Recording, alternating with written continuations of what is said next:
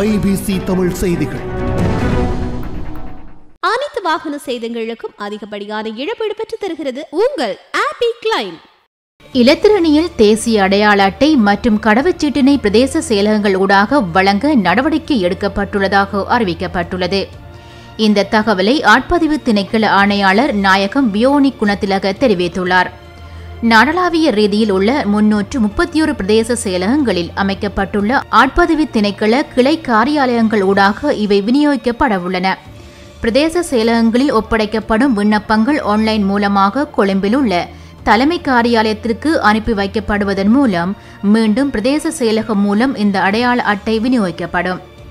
தேசிய அடையாள அட்டைகளை பெறுவதற்காக கொழும்புக்கு வருவதனை குறைக்கும் நோக்கிலேயே பிரதேச மட்டத்தில் இந்த நடவடிக்கை விரிவுபடுத்தப்பட உள்ளதாக திணைக்களம் அறிவித்துள்ளது.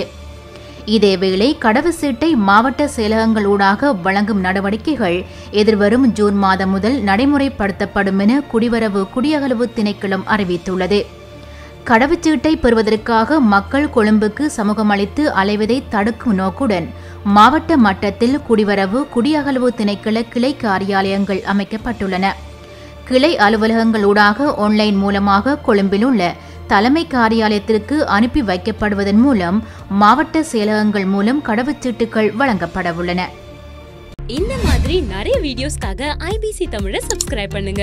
நாங்க போடுற ஒவ்வொரு வீடியோவையும் நீங்க மிஸ் பண்ணாம பார்க்கணுமா? அப்போ கீழே இருக்க பெல் பட்டனை மறக்காம கிளிக் பண்ணுங்க.